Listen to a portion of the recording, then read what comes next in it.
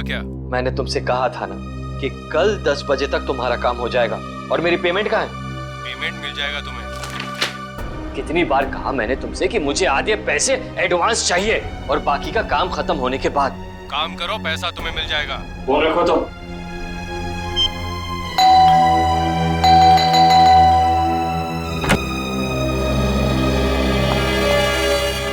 क्या बात है? इतनी घबराई भी क्यों हो? कविता,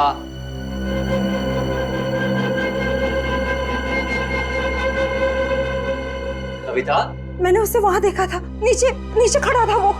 नीचे? कौन? सूरज। सूरज, तुमने अपनी दवाइयां ली?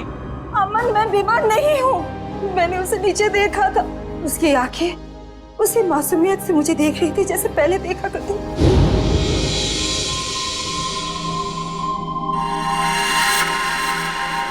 सूरज, सूरज तुम वापस आ गए? मैं जानती थी कि तुम आओगे। ये खून? सूरज, सूरज, सूरज! मैंने आवाज भी दी उसे। मेरे इन हाथों से उसे छूना चाहती थी, उसे आशीर्वाद देना चाहती थी, लेकिन जब तक मैं उसके पास पहुंची वो गायब हो गया। कविता, ये सब तुम्हारा वहम है। मैं जानती थी कि तुम यही कहोगे। मैं जानती थी आपको यकीन नहीं होगा। अरे आप ही क्या, कोई भी मेरा यकीन नहीं करेगा। लेकिन ये बात सिर्फ आज की नहीं है, पिछले कई दिनों से मैं देख रही हूँ। वहाँ देखिए, देखिए उस घर में। कविता, बस बस। अरे पिछले 1 साल से उस फ्लैट में कोई नहीं रहता है। ठीक है, आपको यकीन नहीं हो रहा है ना, तो आप 5 मिनट रुकिए। वो वहीं आएगा, उसी घर में जरूर आएगा, आपको जरूर दिखेगा वो। ओके, 5 मिनट ना? ठीक है, रुकते हैं 5 मिनट। देखो सूरज, कहाँ हो तुम?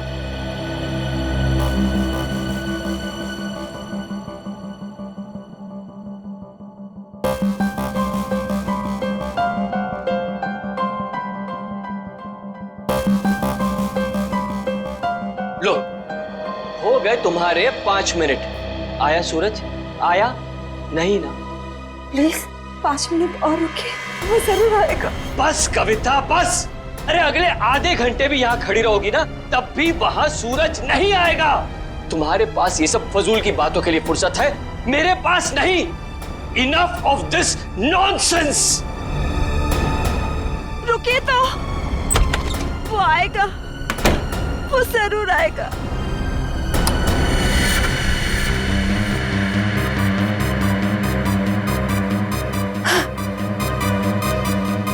अमन, अमन जल्दी आइए।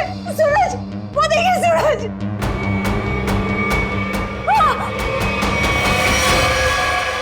सूरज, अमन, अमन, अमन, जल्दी आइए, जल्दी आइए। अरे अमन, सूरज गिर गया। कविता, आइए जल्दी, आइए। वो छत से गिर गया है, मैंने अपनी आंखों से देखा है। चलिए जल्दी। कविता क्या कर रही हो? अरे सबके सामने तमाशा मत करो प्लीज। अरे हमें सूरज को बचाना है। सूरज, सूरज! क्या हुआ मेम साहब, आप इस तरह चिल्ला क्यों रही हैं? कहाँ है सूरज? सूरज कहाँ गया? कौन सूरज मेम साहब? इस विंग में तो इस नाम के कोई भी साहब नहीं रहते। अमन, अमन मेरा यकीन करिए, सूरज को मैंने ऊपर बालकनी से गिरते हुए देखा था। यहीं गिरा था वो। देखो, यहाँ तो कोई भी नहीं है कोई दिख रहा है? नहीं ना? कविता क्या कर रही हो तुम? मेम साहब, जरूर आपने कोई बुरा सपना देखा होगा मेम साहब। नहीं, ना ही मैंने कोई सपना देखा है और ना ही मेरा ये कोई वहम है। मैंने उसे अपनी आंखों से देखा है, समझे तुम? कविता, कविता, बस करो तुम। मैं अब और बर्दाश्त नहीं कर सकता। आज तुम्हारे इस वहम को मैं दूर कर ही देता हूँ। ये इसी मनुष्य फ्लैट से तुमने सूरज को कूदते हुए देखा था ना? यही है ना वो फ्लैट? मैं सच कह रही हूँ अमन, मैं सच कह रही हूँ। मैंने अपनी आंखों से देखा है उसे गिरते हुए।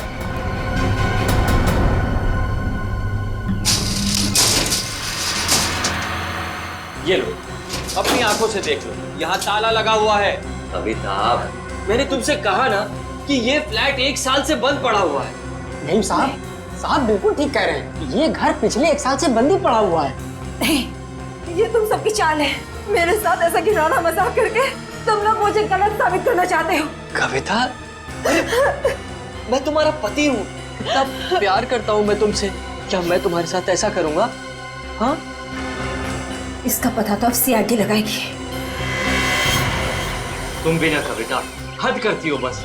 हमारी किसी की बात तुम्हारे समझ में नहीं आती। अब सीआईडी को बुलाने की क्या जरूरत थी? कविता जी आप हैं? जी मैं हूँ। आप ही ने हमें फोन करके बुलाया? हाँ, मैंने किया था आप लोगों को फोन। तो बताइए क्या हुआ यहाँ पर? मैं आपको बताता हूँ सर। कविता आप क्या कौन है? मैं अमन, कविता का पति और सूरज का फैमिली लॉ। सूरज, वही जिसने छलांग लगाकर खुदकुशी की? हाँ वही। कविता जी मैं कह रहा हूँ आपसे, ये फ्लैट पिछले 1 साल से खुला नहीं है। हम आप सीआईडी का वक्त बर्बाद करेंगे। वैसे आप कौन है? मैं इस सोसाइटी का सेक्रेटरी। सोसाइटी के सेक्रेटरी है? तो फिर सेक्रेटरी साहब, अगर कविता जी ने किसी को छलांग लगाकर खुदकुशी करते हुए देखा है तो उसकी तहकीकात करना हमारा फर्ज है, समझे आप? अब हमारा वक्त बर्बाद करने की चिंता मत कीजिए। फ्लैट कहाँ है बताइए? जी ये चाबी है आपके पास? जी। तो खोलिए। कविता जी आप देख सकते हैं यहाँ सारा सामान ढका हुआ है, कोई यहाँ कैसे आएगा? यहाँ की साफ सफाई तक नहीं हुई है। सेक्रेटरी साहब, आप थोड़ी देर के लिए अपना मुंह बंद रखेंगे और सीआईडी को अपना काम करने दीजिए, ठीक है? जैसा आप ठीक समझे। हाँ तो कविता ये बताइए, कल रात को आपने सूरज को कहाँ पर देखा? जी वहाँ उस बालकनी में। बालकनी?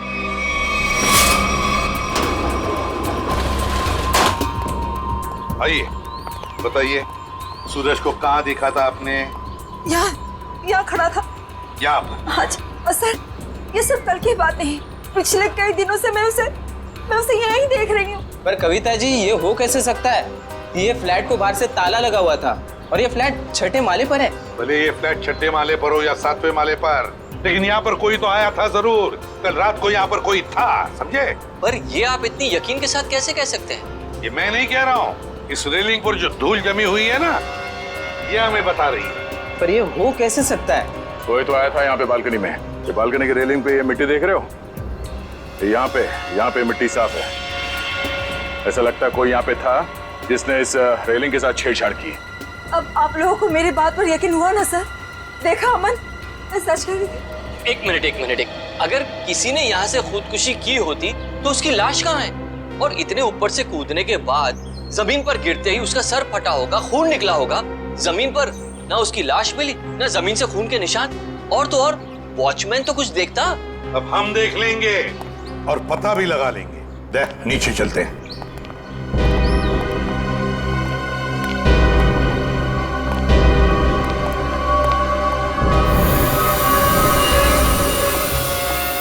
आशय, कोई खून के निशान दिख रहे क्या? नहीं सर, अब तक तो यहाँ कुछ नहीं मिला है।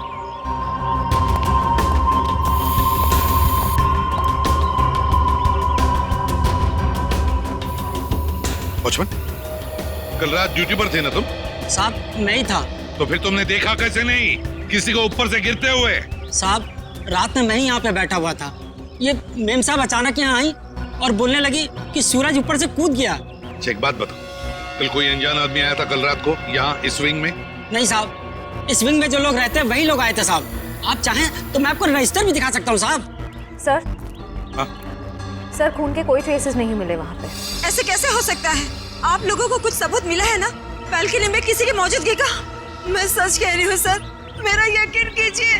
कविता जी, हम आपका पूरा विश्वास कर रहे हैं, आप सच बोल रही हैं। मैं तो सच बोल रही हूँ, लेकिन मुझे लगता है कि ये लोग झूठ बोल रहे हैं। क्या मतलब? शायद ये लोग मुझे झूठा साबित करना चाहते हैं। लेकिन क्यों गलत साबित करना चाहते हैं ये लोग?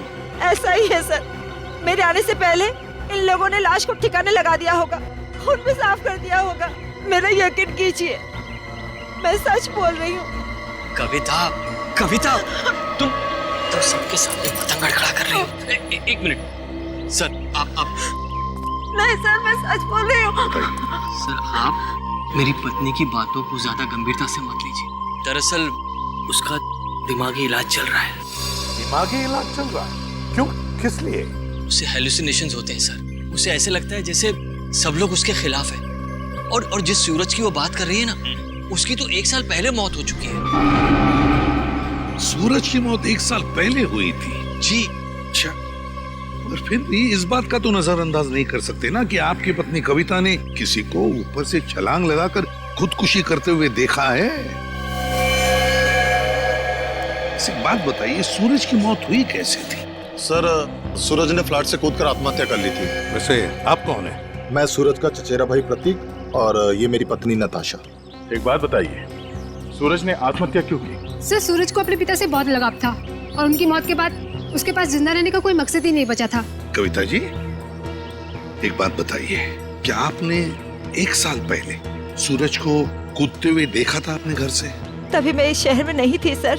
मेरे वापस आने के बाद मुझे बताया गया था, लेकिन मुझे यकीन ही नहीं हुआ। माँ बाप की मौत हर बच्चों के लिए बहुत बड़ा सदमा होती है, लेकिन इसका मतलब ये नहीं है कि आप अपनी जिंदगी का अंत ही कर दो। सर, मैं पूरे यकीन के साथ कह सकती हूँ कि सूरज जिंदा था। पिछले कई दिनों से मैं उसे देख रही थी। कविता,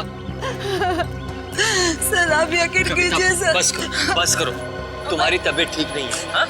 चलो घर चलो, तुम्हारे आराम का वक्त हो गया। अमर, मैं सच क्या है? एक्सक्यूज मी सर, सर, चलो चलो चलो चलो मेरे साथ, चलो। अमर, मैं सच बोल रही। सर, कविता आंटी को सूरज की मौत का बहुत गहरा सदमा लगा है, इसलिए उसके कूदने का दृश्य उनकी आंखों के सामने बार बार आता रहता है। सर, कविता आंटी की अपनी कोई संतान थी नहीं और वो सूरज को अपने बेटे समान मानती थी। सूरज को हॉस्पिटल कौन ले गया था? मैं, नताशा और अमन अंकल, हम तीनों मिलकर लेकर गए। सर, मैं भी था। आप? शेखर, सूरज के पिता का बचपन का दोस्त। कौन से हॉस्पिटल ले गए थे सूरज को? Sir, city hospital. City hospital. Suraj की मौत 1 साल पहले हुई है, तो पता लगाना पड़ेगा कि लोकल पुलिस स्टेशन का कौन सा ऑफिसर उस केस को देखता था और फिर उसे लेकर सिटी हॉस्पिटल जाना पड़ेगा। 16 दिसंबर 2012 की रात थी जब सूरज को इस हॉस्पिटल में लाया गया था। काफी नाजुक हालत थी उसकी, कंधा टूट गया था उसका, सर पे भी गहरी चोट आई थी। लग नहीं रहा था कि वो बचेगा। लग नहीं रहा? बिल्डिंग से कूद के उसकी मौत हो गई थी ना? मौत? नहीं सर, इस हॉस्पिटल के डॉक्टर इतने काबिल थे, उन्होंने उसको बचा लिया था। क्या सूरज जिंदा है? नहीं सर, वो मर चुका है। अरे अभी अभी तो तुम कह रहे थे कि डॉक्टरों ने उसे बचा लिया था। सर, वो बच गया था और उसके जीने की पूरी तमन्ना खत्म हो चुकी थी। हॉस्पिटल से ऑपरेशन के 3 दिन बाद ही वो हॉस्पिटल से भाग गया और फिर ओडाला के ब्रिज से जाकर उसने आत्महत्या कर ली। ओडाला ब्रिज? मतलब सूरज की मौत बिल्डिंग से कूदने से नहीं, ओडाला ब्रिज से कूदने से हुई है। मगर सर, सूरज के घर वालों ने हमसे झूठ क्यों कहा? उसका तो पता हम लोग लगा ही लेंगे।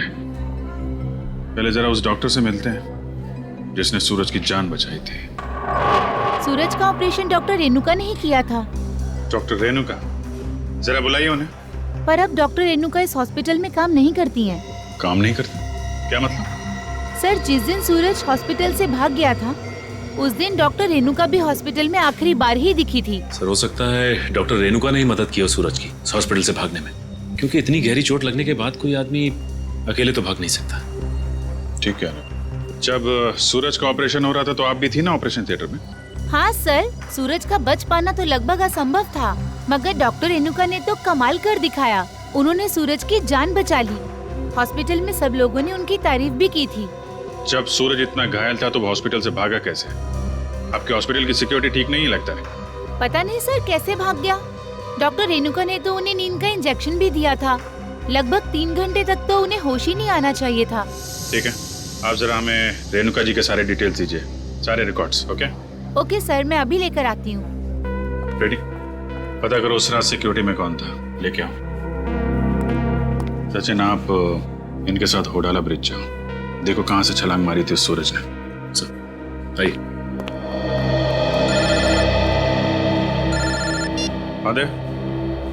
नहीं, अभी तो मैं हॉस्पिटल में ही हूँ। हाँ, कुछ हैरत अंगेज चीजें पता चली है, मिलके बताता हूँ।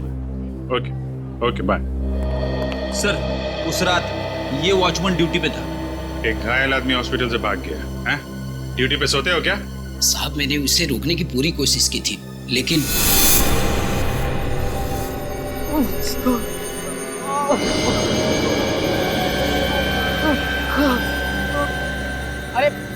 अरे साहब, आप कहाँ जा रहे हैं? अपने काम से काम रख। ऐसे मैं आपको नहीं जाने दे सकता साहब। मेरे बीच में हट जा वरना फिर जान ले लूंगा। और साहब ये कहाँ से उठाया आपने? नहीं, मैं आपको नहीं जाने दे सकता। ये देखिए साहब, उस चोट का निशान आज तक है। सूरज ने होडाला ब्रिज से कूद के आत्महत्या की और ये बात उसके घर वालों ने हमसे छुपाई है। कोई तो ऐसा राज है जिस पर वो लोग पर्दा डालने की कोशिश कर रहे हैं। क्या सूरज की मौत बिल्डिंग से कूदने से नहीं बल्कि होराला ब्रिज से छलांग लगाने से हुई थी? और इतनी बड़ी बात तुम लोगों ने मुझसे क्यों छुपाई? सिर्फ आप ही से नहीं कविता जी, इतनी बड़ी बात सीआईडी से भी छुपाई गई है। कानून से कोई बात तब छुपाई जाती है जब जुर्म के ऊपर पर्दा डालने की कोशिश की जा रही हो। हाँ? वो ये बात हमने कविता से इसलिए छुपाई थी, हम नहीं चाहते थे कि कविता सूरज के वापस लौटने की झूठी उम्मीद में जिए। जी हाँ सर, मौत बिल्डिंग से कूदकर हुई हो या फिर होडाला ब्रिज से छलांग लगाकर। सच तो ये है कि सूरज अब कभी भी लौटकर वापस हमारी जिंदगी में नहीं है। माना सूरज ने होडाला ब्रिज से नीचे छलांग लगाई मगर किसी को उसकी लाश मिली, है? तो आप लोग इतने यकीन के साथ कैसे कह सकते हैं कि सूरज मर चुका है? मैं जानती थी कि सूरज जिंदा है और वो वापस जरूर आएगा। हे भगवान, तेरा लाख लाख शुक्र है, वो वापस आएगा। इसीलिए हमने ये बात कविता से छुपाई, क्योंकि हम नहीं चाहते थे कि ये सूरज की वापसी की झूठी आस में बंधी रहे। अब आपने इसे सब कुछ सच सच बताकर इस बेचारे की बची कुची जिंदगी में भी जहर घोल दिया। तुम मेरे पति नहीं हो, दुश्मन है दुश्मन। तुमसे मेरी खुशी देखी नहीं जाती, मेरा सुख तुमसे बर्दाश्त नहीं होता। बोलो, ये छुपाया था मुझसे कि हम नहीं छोड़ेंगे। कविता जी संभालिए। छोड़िए। अब तो खुश है ना आप लोग हमारे घर में झगड़ा लगाते हो? आपके घर के झगड़े से ज्यादा जरूरी फिलहाल हमें ये जानना है सूरज जिंदा है या नहीं, और अगर वो जिंदा नहीं है तो फिर कौन है वो आदमी जो नकली सूरज बनकर ये खेल खेल रहा है?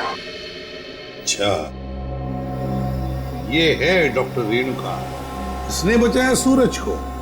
हाँ सर, इनके घर पे पूछताछ करने पे इनके नौकर ने बताया कि हॉस्पिटल की नौकरी छोड़ने के 1 हफ्ते बाद ये सिंगापुर चली गई थी। हॉस्पिटल से नौकरी छोड़ने के बाद ये सिंगापुर चली गई, तो फिर कभी न कभी तो वापस आती होगी। नहीं सर, वापस आना तो दूर की बात है, इन्होंने एक फोन तक नहीं किया। अरे, एक फोन तक नहीं किया? बड़ी अजीब बात है।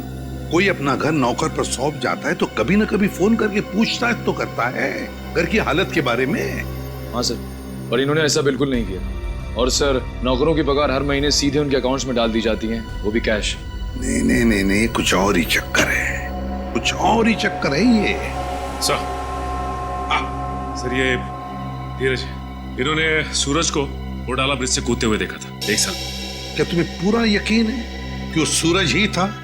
जी सर, पुलिस ने उस वक्त उसकी फोटो दिखाई थी, वही सूरज था। क्या यही था वो? हैं? जी सर, यही सूरज था। अगर तुमने सूरज को ब्रिज से कूदते हुए देखा तो तुमने उसे बचाने की कोशिश क्यों नहीं की? रोका क्यों नहीं उसे? सर, मुझे नहीं मालूम था कि ये कूदने वाला है। मैंने समझा कि बस यूं ही टहलने के लिए आया होगा। जब तक मैं कुछ समझ पाता, इन्होंने वहां से छलांग लगा दी। कब हुआ ये? सर, रात तकरीबन 1 बजे की। रात के 1 बजे? तो क्या मैं पूछ सकता हूँ कि रात के 1 बजे आप वहाँ क्या कर रहे थे होडाला ब्रिज पर? सर, वो क्या है ना कि मैं एक लेखक हूँ। जब कभी कहानी लिखते लिखते अटक जाता हूँ तो वहाँ टहलने के लिए निकल पड़ता हूँ, इस उम्मीद से कि शायद कोई नई प्रेरणा मिल जाए। लेकिन जब से ये हादसा हुआ है ना सर, मैंने उस ब्रिज पे जाना बंद कर दिया है। वैसे आप लिखते क्या है? सर, मैं उपन्यास लिखता हूँ, नोवेल्स। ठीक है धीरज, थैंक यू वेरी मच, तुम जा सकते हो। अगर जरूरत पड़े तो हम तुम्हें फिर से बुला लेंगे। सर, ये होडाला ब्रिज के नीचे के पानी का बहाव बहुत तेज है सर। अगर कोई भी आदमी ऊपर से नीचे गिरता है तो उसका बचना अब नामुमकिन है सर। और तो और सर, पुलिस वालों ने उस जगह की अच्छी तरीके से छानबीन करवाई थी गोताखोरों से, लेकिन सूरज की लाश नहीं मिली थी सर। हो सकता है कि तेज बहाव की वजह से वो सूरज को ढूंढ नहीं पाए होंगे, या फिर किसी न किसी वजह से सूरज डूबने से बच गया। सर, अगर ये सूरज बच गया है तो सिर्फ कविता जी को क्यों दिखाई देता है? अमन जी या बाकी लोगों को क्यों नहीं? वही तो, अगर ये बच गए तो सिर्फ कविता को ही कैसे दिखता है, और किसी को क्यों नहीं दिखता? नहीं नहीं नहीं नहीं नहीं नहीं, कुछ ना कुछ तो गड़बड़ जरूर है, क्योंकि अगर ये बच गया तो सबके सामने क्यों नहीं आता है? सर, शायद ये कविता जी का कोई वहम है। नहीं नहीं नहीं निखिल, ये कोई वहम नहीं है, कोई वहम नहीं है। अगर ये कविता जी का वहम होता तो सूरज की घर की बालकनी के रेलिंग पर जो धूल जमा हुई थी उसमें से इतना सा हिस्सा ही साफ कैसे मिला हमको? इतना सा हिस्सा साफ कैसे मिला? उसका एक ही मतलब है कि कोई ना कोई तो था सूरज के घर में, कोई ना कोई तो गया था सूरज के घर में जिसे कविता ने देख लिया, मगर कौन गया था सूरज के घर में? है कौन ये? इसका पता तो लगाना ही पड़ेगा।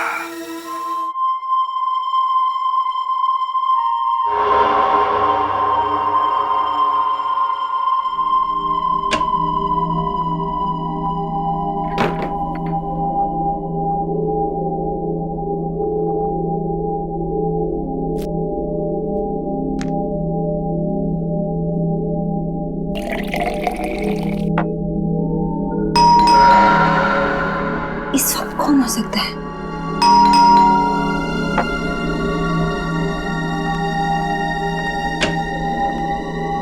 कौन है?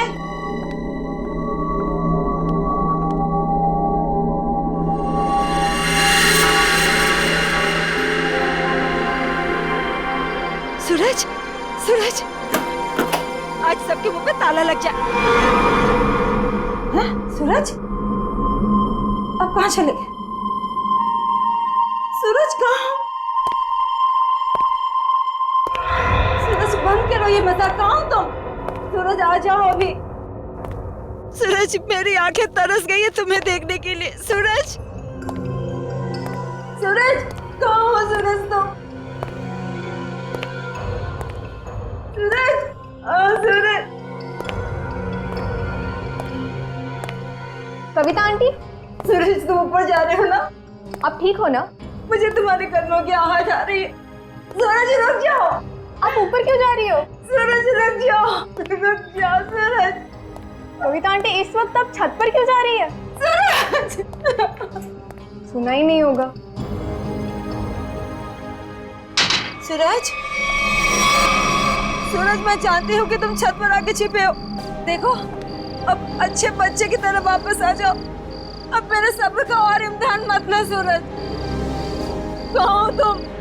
अब अगर तुम 5 गिनने तक बाहर नहीं आए ना, मैं तुमसे कभी बात नहीं करूंगी।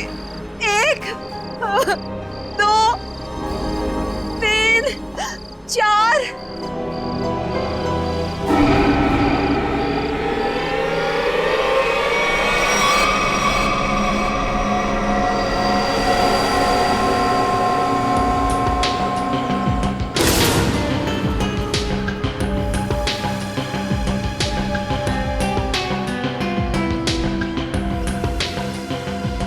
तुम इस विंग के वॉचमैन हो ना?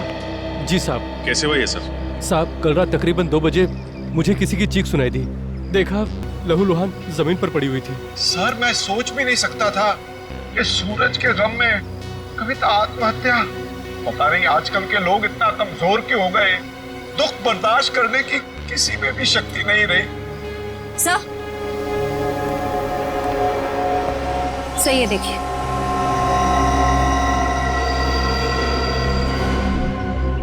ये बात है।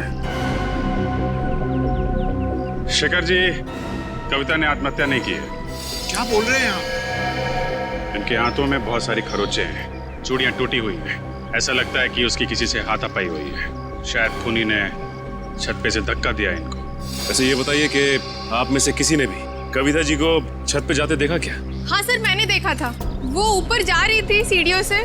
मैंने उन्हें आवाज भी दी थी, पर उन्होंने सुना नहीं। कविता जी अकेले छत पे जा रही थी या उनके साथ में कोई और भी था? वो अकेली ही थी सर, और वो बार बार सूरज का नाम ले रही थी सर। मतलब सर, ये सूरज भी छत पे ही था? हो सकता है, या फिर वो आदमी जो सूरज बनने का नाटक कर रहा है। ये अमन जी नहीं दिखाई दे रहे? कहाँ है वो?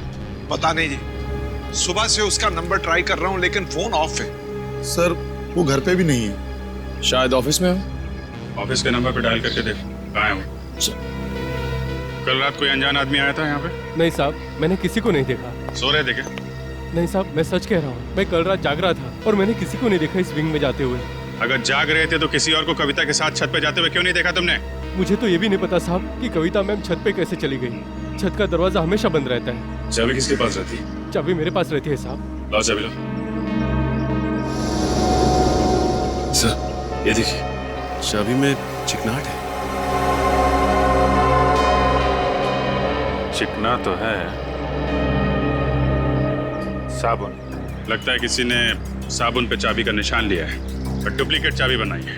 नहीं साहब, मैंने किसी को चाबी नहीं दी थी साहब। तुमने कुछ नहीं किया, लेकिन लापरवाही तो की है ना तुमने। केबिन में तुमने चाबी लावारिस छोड़ दी होगी और इस बात का फायदा उठाकर किसी ने डुप्लीकेट चाबी बनवा ली। खूनी जो कोई भी है, छत पे जरूर कोई निशान छोड़ा होगा उसने। बॉडी को पोस्टमार्टम के लिए भिजवा दो।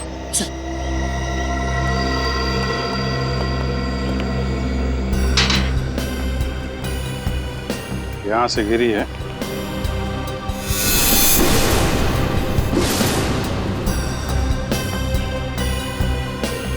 चूड़ी, इसका मतलब यहीं से खूनी ने कविता जी को नीचे फेंका है। यहीं पे हाथा पाई हुई होगी और खूनी ने कविता को यहां से फेंक दिया है। ये देखिए जूते के निशान, जरा नाप के देखो।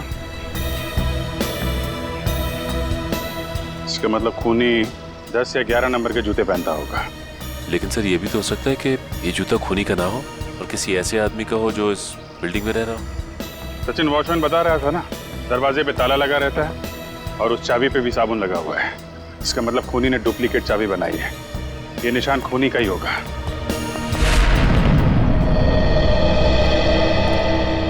क्या पता चला ऑफिसर?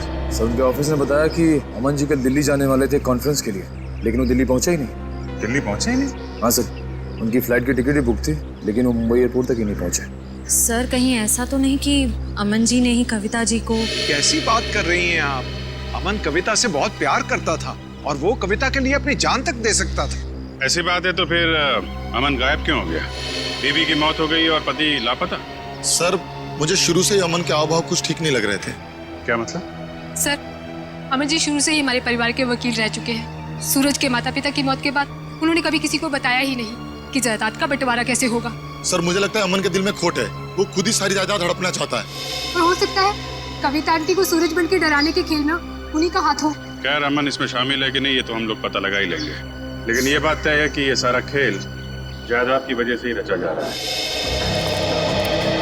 सूरज अगर बिल्डिंग में आया था तो आसपास जरूर किसी ने देखा होगा।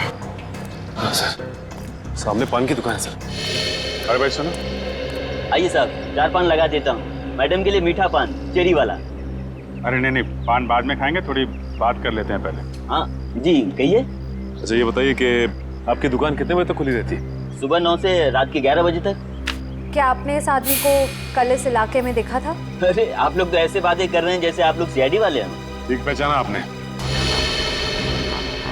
अरे आप तो सचमुच में सीआईडी वाले हैं। देखा था इसको? जी साहब, कल रात को इस आदमी को देखा था। ठीक से याद है तुम्हें? कोई धोखा तो नहीं हो रहा? जी साहब, मेरी नजर 6x6 की है, कभी धोखा नहीं खाती। मतलब सर सूरज जिंदा है? इसका मतलब वो जो जूतों के निशान हमें बिल्डिंग की छत पे मिले थे वो सूरज के थे और उससे नहीं कविता को मारा है। मतलब सर ये जुर्म अमन और सूरज दोनों मिलके कर रहे हैं। ये भी तो हो सकता है कि कविता जी का खून सूरज ने किया और अमन को जबरदस्ती ले गया अपने साथ। लेकिन सर कविता जी तो सूरज के लिए उनकी माँ की तरह थी, फिर उन्होंने कविता जी को छत से क्यों गिराया? साहब क्या इस आदमी ने किसी को छत से धक्का दे दिया? शायद किसी का खून किया है इसने। और कुछ जानते हो इस आदमी के बारे में? जी साहब, इसने अपनी कार गलत जगह पार्क की थी। टोइंग वाला आया और कार उठा के लेके चला गया। कहाँ पे पार्क की थी गाड़ी? वहाँ साहब, वहाँ खड़ी थी। XYZ 040925।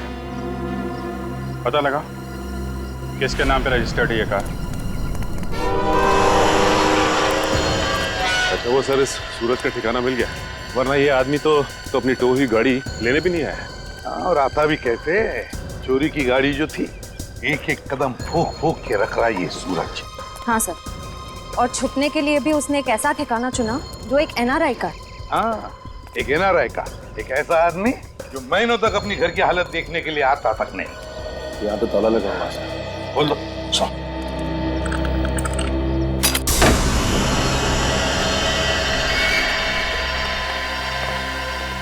इस कमरे में से तो बहुत बुरी तरह से बदबू आ रही है। ऐसा लगता है जैसे कोई लाश है। कोई लाश ही सड़ी है इस घर में। ढूंढो, देखो कहाँ पर है वो लाश।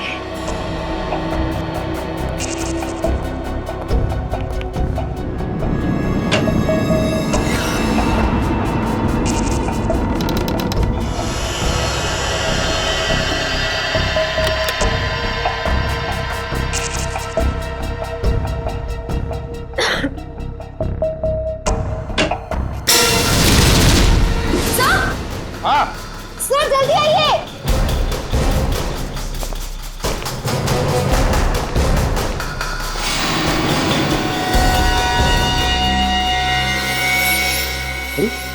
तो रेणु कहाँ है? यही है ना वो डॉक्टर जिसने सूरज पर इलाज किया था? ये रेणुका ही है। लेकिन सर इसके नौकर ने तो बताया था कि रेणुका सिंगापुर गई। जरूर रेणुका ने झूठ कहा था अपने नौकर को कि वो सिंगापुर जा रही है। सर ये देखिए गले पे निशान, ऐसा लगता है किसी तार से गला घोंट के मारा गया है। बिल्कुल पतला सा था और जिस तरह से बदबू आ रही है, जिस तरह से ये लाश सड़ी है, लगता है 2-3 दिन तो हुए हैं इस खून को। सर ये देखिए उसके हाथ पे भी निशान है। वो इधर भी। सर ये निशान इस चीज का हो सकता है? ये निशान लगता है किसी रस्सी वस्सी से होते हैं ना निशान, खींचते वक्त वैसे लगते हैं ये निशान। ढूंढो जरा इस कमरे में, जो भी चीज है, जिस चीज से ये निशान बना है, तो यही कहीं मिलना चाहिए।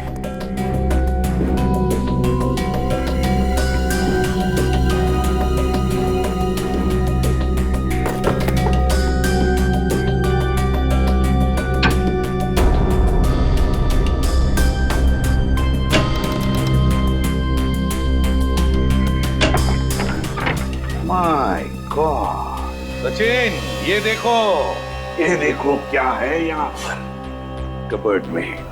डमी।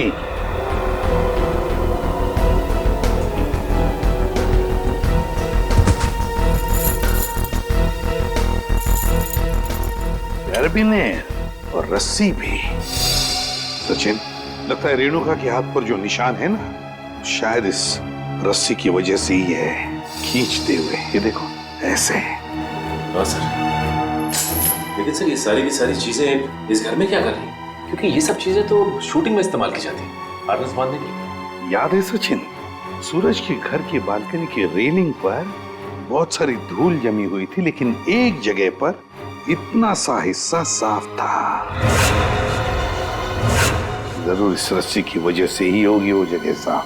मतलब सर ये सूरज का बालकनी से कूदना कविता जी का वहम नहीं था, बल्कि रेणुका और सूरज दोनों की मिलीजुली साजिश थी। बिल्कुल सचिन, ऐसा ही होगा। हुआ ये कि सूरज जब अपने घर में आया तो कविता ने उसे सामने से देख लिया। फिर सूरज और रेणुका ने मिलकर इस डमी को अपनी बालकनी से नीचे फेंक दिया। तब कविता को शायद ऐसे लगा कि सूरज अपनी बालकनी से कूद पड़ा, तो वो अपने पति के साथ नीचे दौड़ कर आई और यहाँ सूरज और रेणुका इस डमी को ऊपर खींचने लगी इस रस्सी से, और इसीलिए खींचने की कोशिश में रस्सी के जख्म के निशान रेणुका के दोनों हाथों पर आ गए। मगर सर ये सारा का सारा प्लान रेणुका और सूरज का था। एक बात समझ में नहीं आई, ऐसी क्या मजबूरी आई सूरज के सामने कि उसे रेणुका को मारना पड़ा? शायद रेणुका सूरज को ब्लैकमेल कर रही थी। Double game. काम करो, इस रेणुका के सारे फोन रिकॉर्ड्स चेक करो, सारे फोन रिकॉर्ड्स, और साथ में ये भी पता लगाओ कि ये डमी, ये कैरबिनेर और ये रस्सी कहां से खरीदे गए थे। पता चलेगा इस पूरे प्लान के पीछे किसका हाथ है, किसका दिमाग है। सर, हाँ सर आपने ठीक कहा था सर। वाकई में रेणुका के कॉल रिकॉर्ड से दूध का दूध और पानी का पानी हो गया सर। क्या पता चला फोन रिकॉर्ड से? ये देखिए सर, पिछले 1 साल में रेणुका को सबसे ज्यादा कॉल इस नंबर से आया सर, और ये नंबर अमन जी का है। हाँ, सबसे ज्यादा फोन अमन से आए हैं। तो क्या अमन हमसे झूठ बोल रहा है? कहीं अमन भी तो मिला नहीं इसमें? हो सकता है सर, हो सकता है कि अपनी बीवी की मानसिक स्थिति का फायदा उठाया उसने और ये सारा ड्रामा रचा सूरज का, ताकि वो अकेले उसकी प्रॉपर्टी का हकदार बन जाए। सर एक बात मेरी समझ में नहीं आ रही है, वो सूरज जिसे उस पान वाले ने देखा था, वो असली सूरज था या नकली? वो असली भी हो सकता है श्रेया। भले ही सूरज ने होडाला ब्रिज से छलांग लगाई, मगर उसकी लाश कहाँ मिली है किसी को? अब तक किसी को भी उसकी लाश नहीं मिली है। लेकिन सर सूरज को तो काफी लगाव था कविता जी से, तो वो ऐसी हरकत क्यों करेगा? कहीं ऐसा तो नहीं कि ये सूरज नकली है? आद्या, क्या ग्रेट वर्क सचिन। पता चल गया उस दुकान का जहां से वो डमी खरीदा गया था। अब पता चलेगा कि असली सूरज कौन था और नकली सूरज का। सर हीरोइन की वीक्स तो मैं आपको 20 तरह की भिजवा सकता हूँ सर। आप सुनिए तो सर, पर आपकी एक्ट्रेस इतनी सनकी है, उसे एक भी वीक पसंद नहीं आता सर। हाँ ठीक है, भिजवा तो दूंगा, पर हाँ हर वीक का 1500 रुपया लगेगा डिपॉजिट के तौर पर। मंजूर है? Okay sir. क्या भाई साहब, मेरे लायक भी कोई विग है क्या? क्यों नहीं सर, एक मिनट। हाँ सर, आपकी पर्सनैलिटी को देख के ये विग जचेगा सर। नहीं, मेरे हिसाब से इनके ऊपर ये विग सूट करेगी, और मेरे ऊपर ये वाली, और फ्रेडी तुम्हारे ऊपर ये थोड़े लंबे बाल चाहिए ना, इनके ऊपर ये वाला जचेगा। सर ये कैसा मजाक है? मजाक नहीं, हम लोग सीआईडी से हैं। सीआईडी? जी हाँ। कौन आया था इनमें से आपके पास? नहीं सर, कोई नहीं आया था सर। ध्यान से देखो, हो सकता है इनमें से कोई आदमी ये डमी लेने आया हो। हाँ सर, ये डमी तो वो आदमी किराए पर लेकर गया था सर, और वापस आ ही नहीं सर। कौन था वो आदमी? सर एक मिनट, मैं देख के बताता हूँ। मिल गया, धीरज नाम था उसका सर। सर उस आदमी का नाम भी तो धीरज था ना, जिसने सूरज को ब्रिज से कूदते हुए देखा था। अच्छा भाई साहब, ये उस आदमी के चेहरे पे कोई कटा हुआ निशान था क्या? हाँ सर, ऐसा ही कटा हुआ निशान था सर। तो ये धीरज भी शामिल है इस षड्यंत्र में, अमन और रेणुका के साथ। रेडी, पता लगाओ इस धीरज का मोबाइल इस वक्त कहाँ पे है। अरे वो पिक्चर देखी है मैंने यार, बहुत घटिया है। अरे क्या बात कर रहा है यार, वो पिक्चर इतनी घटिया कैसे हो सकती है भाई? उसका डायरेक्टर जाना माना है, और गाने जबरदस्त, एकदम जबरदस्त हैं। कानून के गाने भी बहुत जबरदस्त होते हैं। कानून के गाने? आप लोग, अरे अभी गाना गाना शुरू नहीं किया, कहाँ जा रहे हो? अरे सुनो तो। अरे अब सीधे सीधे बता, सुना। बता था, सूरज के ब्रिज से गिरने की मैंने मनगढ़ंत कहानी सुनाई थी। क्यों बनाई थी? क्योंकि मुझे इस काम के लिए 1 लाख रुपए दिए गए थे। 1 लाख रुपए? किसने दिए थे? उसका नाम है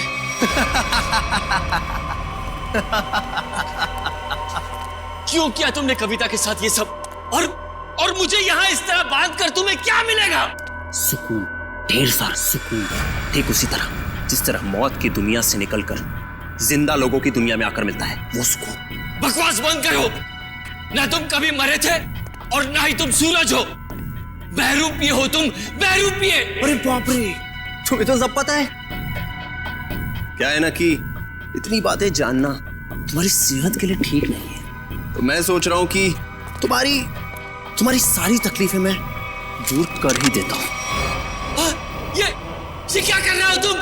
इतनी बातें जानना तुम्हारी सेहत के लिए ठीक नहीं है, तो मैं सोच रहा हूं कि तुम्हारी सारी तकलीफें मैं दूर कर ही देता हूं। ये क्या कर रहे हो तुम? रुक जाओ जतिन,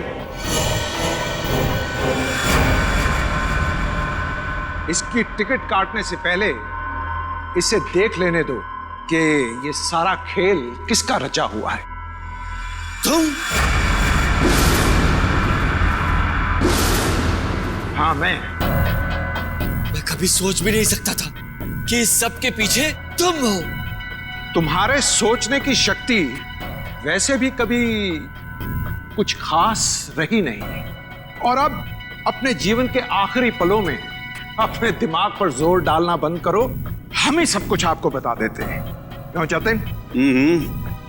क्या है ना कि तुम्हारे मरने के बाद मैं कोर्ट जाऊंगा, सूरज बनकर सरकारी कागजों पर दस्तखत करूंगा। फिर क्या है, सारी जायदाद हमारी। क्यों बॉस? अरे तुम लोगों को प्रॉपर्टी चाहिए थी तो मुझसे पहले ही कह देते। कविता की जान लेने की क्या जरूरत थी? बहुत अफसोस है कविता की मौत का। जतिन चलो अब देर मत करो, इसे भी भेज दो कविता के पास, भेज दो। Yes boss.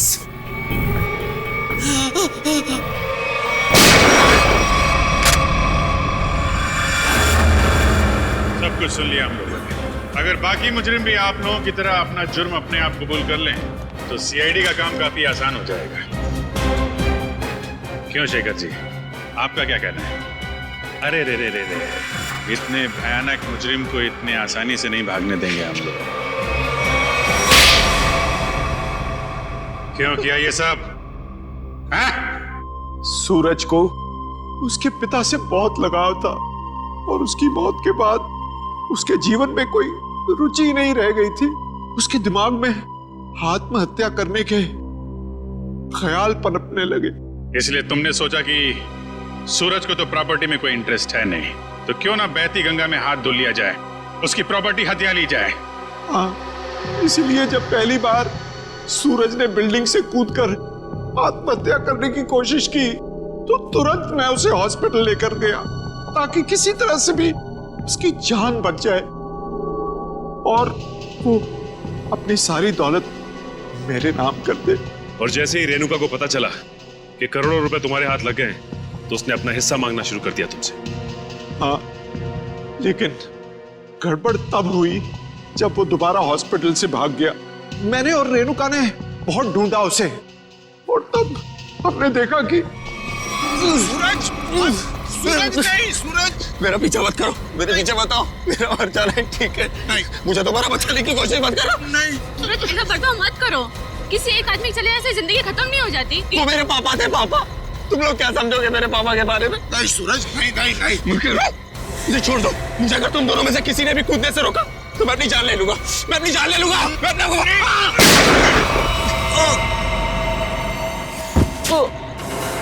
क्या सूरज को तुमने मार डाला?